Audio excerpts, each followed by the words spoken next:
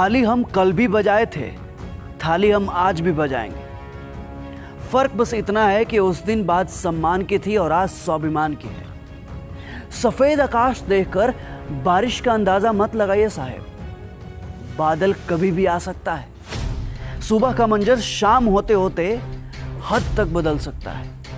कितनी बड़ी विडंबना है कि 60 मिनट में 100 सवाल को हल करने वाला छात्र इन नेताओं की घटिया राजनीति के सामने बेबस है, जिन्होंने कोई एग्जाम भी नहीं दिया।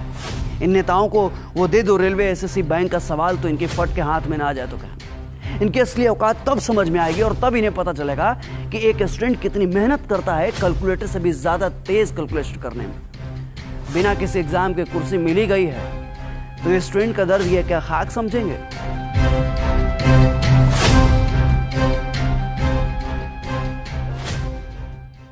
किंतु दुख तो तब होता है जब तंत्र और सिस्टम हमारे भावों को जख्मी घाव बना देता है, भविष्य को भूत के अंधकार में ढकेल कर रीढ़ की हड्डी तोड़ देता है। और इसी पीड़ा में हम समाज और परिवार के घावों को भी झेलते रहते हैं जीवन के साथ साथ। सर में चल रहे सरदर्द को तो हम किसी तरह सहन कर भी लेते हैं, पर जो दर्द और जख्म सरकार ने हमें बेरोजगार बना कर दिया है ना, वो सहन नहीं कर पाते। और जब यही दर्द, यही पीड़ा एक भयानक रूप लेता है तो दीमक की तरह रोज रोज हमारे जख्मों को कुरेदता है।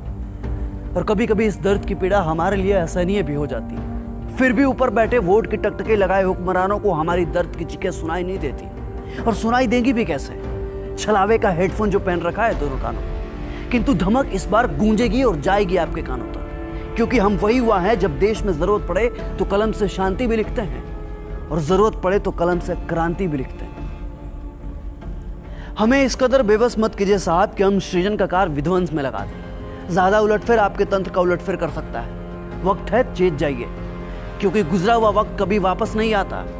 ये वही जनता है जो आपको अर्श से फर्श तक पहुंचा सकती है, तो इन्हें आपको फर्श से अर्श तक लाने में ज्यादा वक्त नहीं लगेगा। अरे साहब, जब इतने संशोधन हुए तो एक और संविधान संशोधन कर दो। तय कर दो कि किसी भी एग्जाम का रिजल्ट और सिलेक्शन एक फिक्स टाइम पीरियड में होगा। अरे आप लोग पत्थर हैं, आप पत्थर की मूरत जो किसी भी सूरत में बदलने का नाम ही नहीं लेते। अरे आप वही नेता है ना जो कभी छात्र राजनीति का हिस्सा हुआ करते थे, और आज नेता बनकर जब सत्ता का हिस्सा बने तो हम छात्रों के साथ ही सत्ता की राजनीति कर रहे हैं। किंतु स्मरण रहे, ये पहली ऐसी लड़ाई है जिसमें हर युवा खुद सिपाही है, खुद सारथी है, खुद सेनापति है और खुद युद्ध निर्णायक भी है। अब बस जरूरत है तो इस आग को अपने भीतर जिंदा रखने की। जो कभी हिम्मत टूटे तो सोचना अपने माँ बाप के बारे में जिन्होंने तुम्हारे आंखों में अपने सपने को पलते देखा है। उस दिन को याद करना जब तुम तैयारी के चक्कर में रक्षाबंधन में घर नहीं जा पाए थे। तुम्हारी त्याग, तुम्हारी तपस्या ही तुम्हें बल देगी। और याद रखना, ये लड़ाई सिर्फ आज के लिए नहीं है, बल्कि आने वाली पीढ़ियों के बारे में भी है, जो आने वाले समय में प्रतियोगी परीक्षाओं के अथाह समंदर में कूदने वाले। हम छात्रों का दुख दुनिया समझे या ना समझे, पर एक टीचर हमारे दुख को बखूबी समझता है।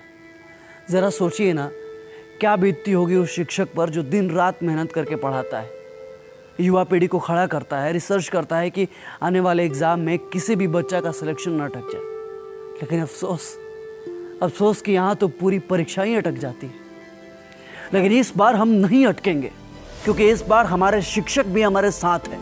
वही शिक्षक जिन्हें कोई सत्ता में चोर धनानंद उनके प्रस्ताव को ठुकरा कर उन्हें अपमानित करता है, तो उसके सत्ता का नाश करने के लिए चंद्रगुप्त मौर्य स्थापित कर देते हैं, जिन्हें आज चाणक्य कहकर हम प्रणाम करते हैं। अगर इस बार हम रुक गए, अगर इस बार हम चुप गए या फिर हमारी आवाज को दबा दिया गया, तो ये हिंदुस्तान के हर एक शिक्षक का अपमान होगा और आने वाली हर पीढ़ियों को यह कड़वा घूंट पीना ही होगा। हमें इनकलाब करना होगा और हम जीतेंगे। लाजिम है, हम ही जीतेंगे।